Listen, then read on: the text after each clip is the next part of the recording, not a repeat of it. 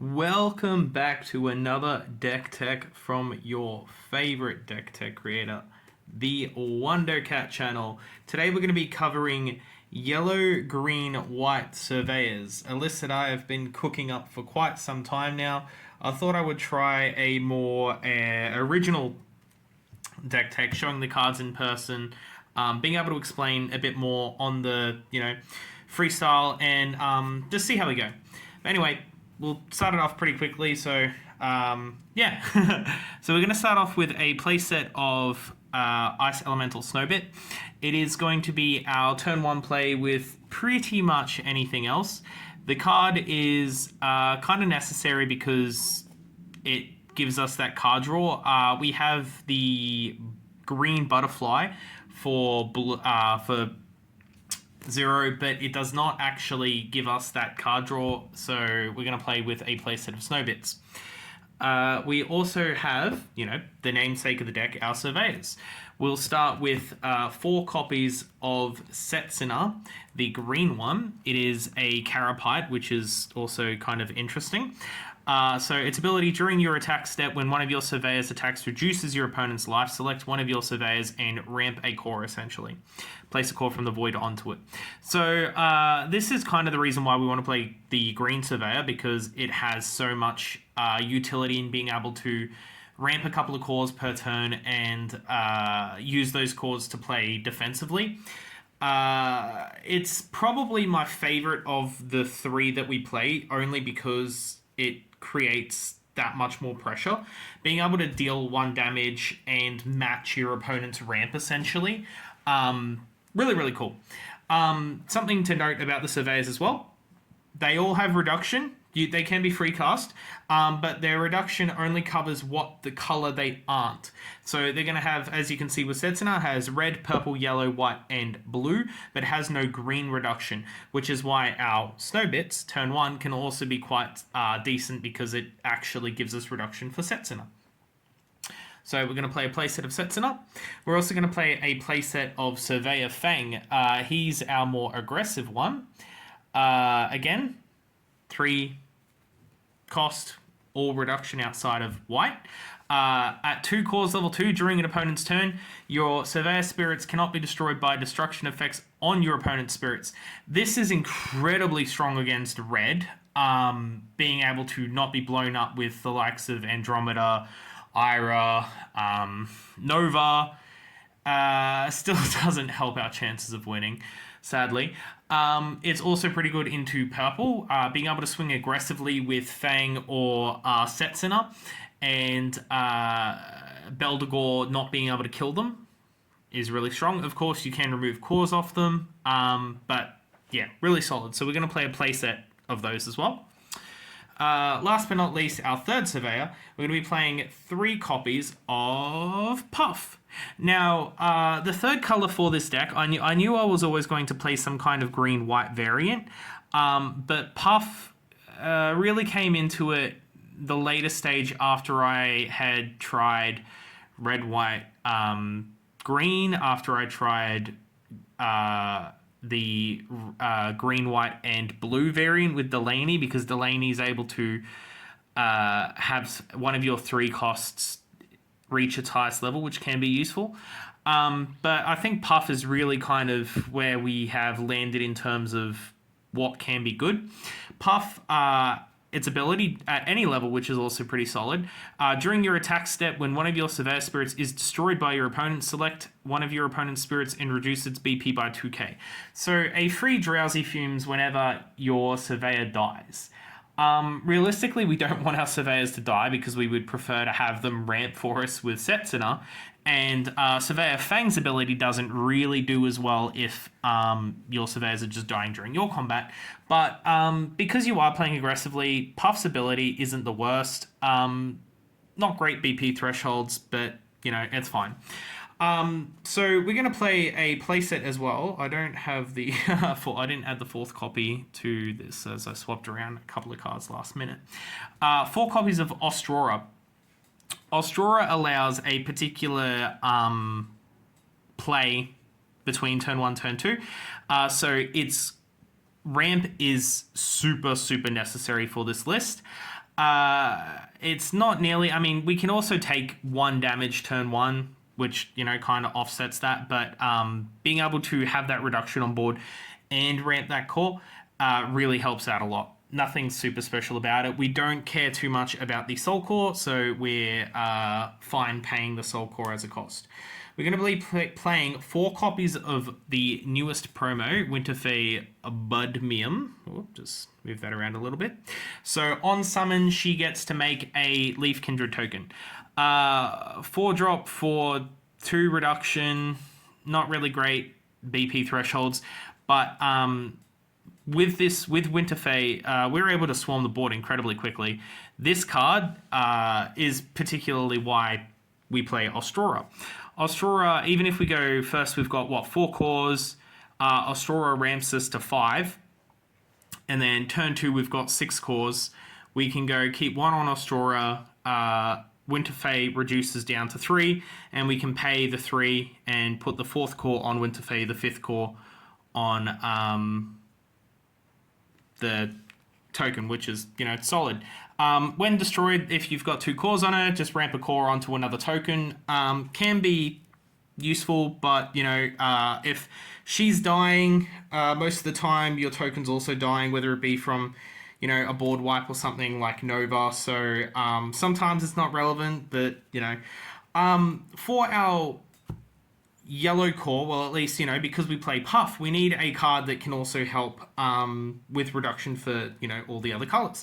And so with yellow, we also decided to play 3 copies of Cat Aether.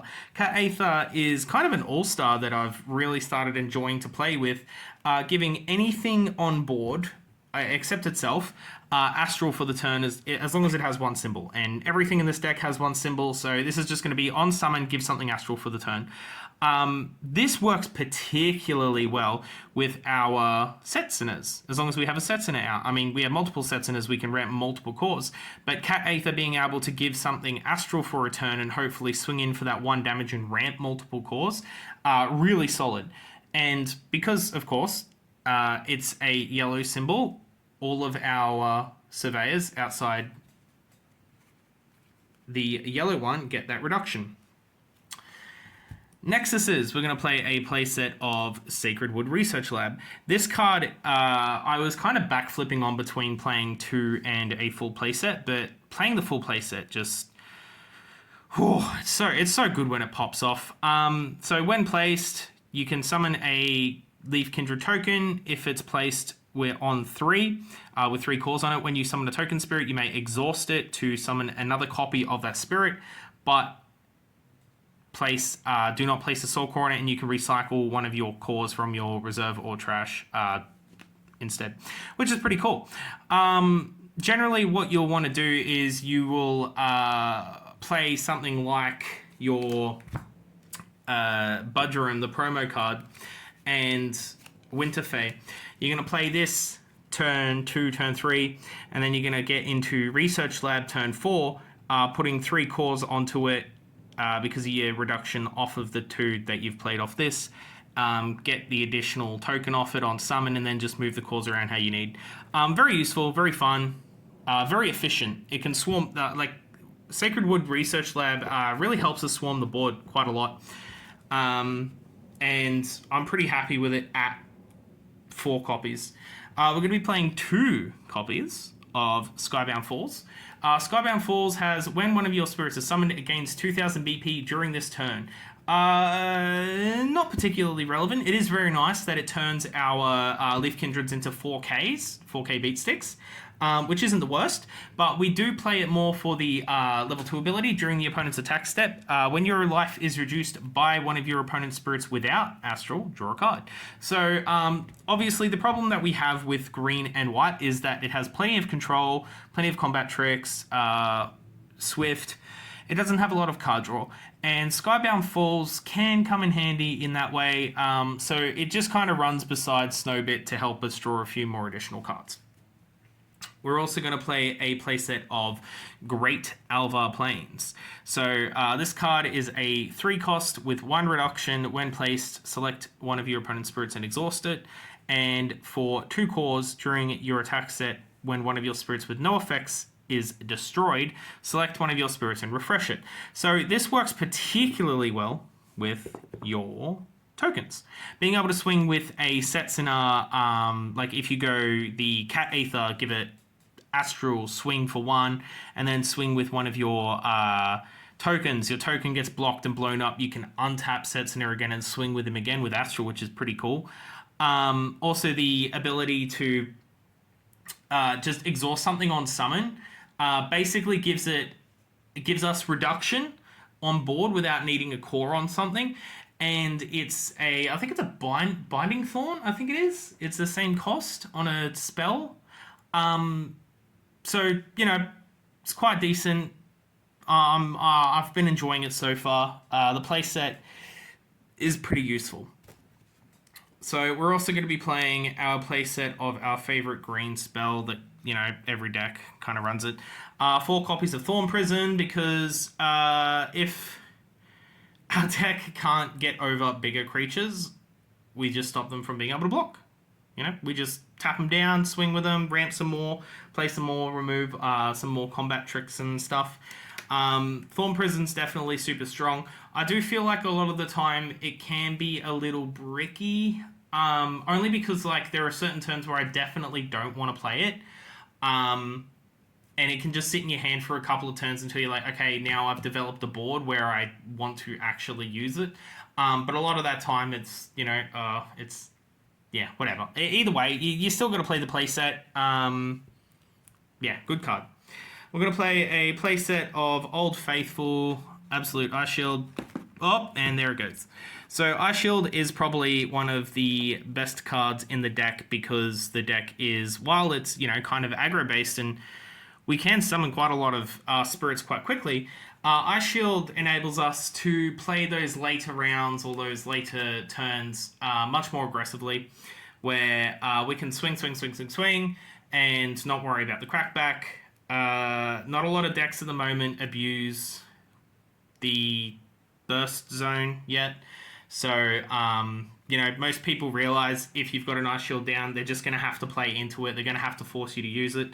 And, you're playing with the idea that you have Ice Shield down anyway. So, may as well go balls to the wall, especially with a deck like this where you're going to be swarming the board quite a lot. So, play a set of those. Now, some real spice for the deck. 2 copies of Dream Blizzard. So I was originally running a playset of these in testing.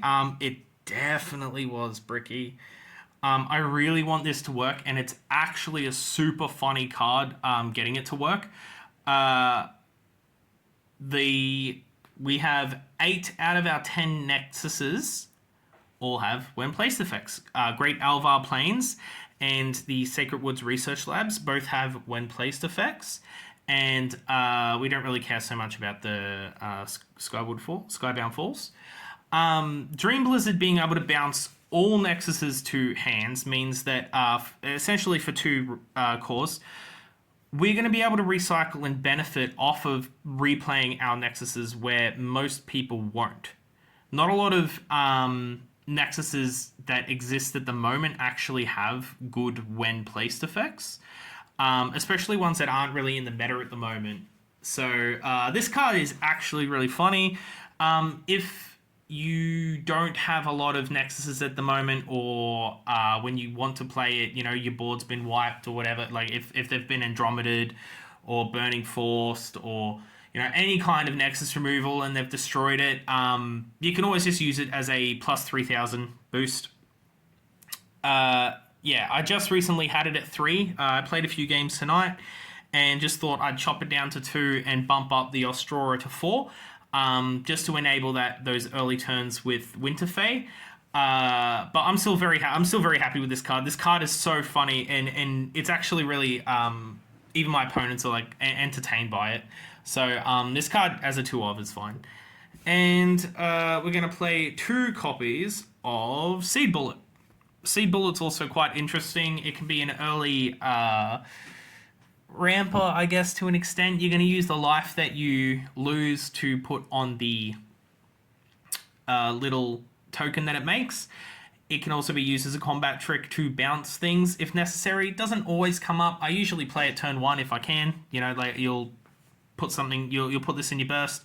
Play either Alvar Falls or whatever, and Alvar Falls, Great Alvar Plains, or one of your Surveyors, or even a Snowbit, and just pass turn. If they swing, take the damage, play your Seed Bullet, get one of your, green-white tokens out, and it pretty much just mana fixes you, core fixes you for the rest of your early game. But yeah, it's a solid card. 2 definitely seems to be a decent number. I don't think I have tested more. I've been pretty happy with it. So yeah. And the final card of the list will be 1 copy of Regain. Regain is an interesting turn extender. It can help you get around other green decks tapping your things down. Being able to attack multiple times with your Surveyors is also pretty solid. We do have quite a lot of white reduction, so being able to pay 1 for this isn't out of the realm of possibility at all. It's also been a card that was like slowly cut, but definitely needed to be in the deck, at least even as a one-off. I probably wouldn't, like, if I was making deck changes, I still probably wouldn't cut this. I'd maybe cut maybe a Thorn Prison. And, I'm not sure what I would mix in, but, maybe even a Counter Sword. There are some really solid when summoned effects, but you do have to note all of the decks I cover on this channel are 50 card main board. I do not cover a sideboard because the Locals of Play is a best of 1 format. If that being said, obviously if you're playing best of 3, just take this out if it's not relevant in your current matchup. But yeah, Counter Sword's definitely a good choice if you want to play a bit more control-y and whatnot. But yeah, that is the list. I will also pop up a photo at the end to show you guys it all up. All in all, let's just move this out of the way for a minute. All in all, the deck is pretty fun. It's incredibly different, I would say.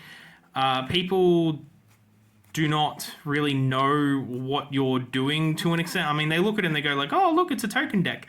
But yeah, like you've got this source of protection. You've got this really cool, like the fact that with your Surveyors you can basically swarm the board. You turn these into 1-drops. Because you've got a Puff in hand, you've got let's say you got a Snowbit and one of your little tokens. So your Puff is a 1-drop, and then because your Puff is a 1-drop and it enters, and then you can play Fang because you've got one of your tokens and you've got Puff. You can play Fang for 1, and he's at 2k, he's at 4k for 2 cores, and like the board can get out of hand very, very quickly. So I would say it's kind of it's aggro-y, because it is tokens, of course, but definitely has those sorts of combo potential sort of shenanigans in there because of Dream Blizzard wanting to bounce your Nexuses back to hand and replay them to exhaust more things, to summon more tokens. It's it's a fun deck. It's definitely fun. I've had a lot of fun working on it. I've enjoyed playing it, and I think you guys will too. As usual, no X-rares in the deck. Actually, the worst part about putting the deck together is probably going to be the Winterfey, because they are the newest promos to come out. I've gotten 3 copies of them. I'm still missing 1. I've been testing as if I've been playing with 4. Card works really well. It is probably the best. I wouldn't say best card in the deck, but like it helps the deck function so well because it gives this. It's essentially like 4-drop maybe. So 2 cost, 2 reduction between the 2 spirits. So the card's just like super strong to play early. Helps us build up a board, and playing that into a Secret Woods Research Lab is just absolutely crazy too. But yeah, all right. So that's pretty much everything, I think. We'll post that photo up at the end. But thank you guys for watching, and let me know whether or not you prefer this to the usually edited ones that I have. I thought I'd just try something a little different. But yeah, and I'll see you guys in the next video. Thank you very much for watching, guys. Ta-ta.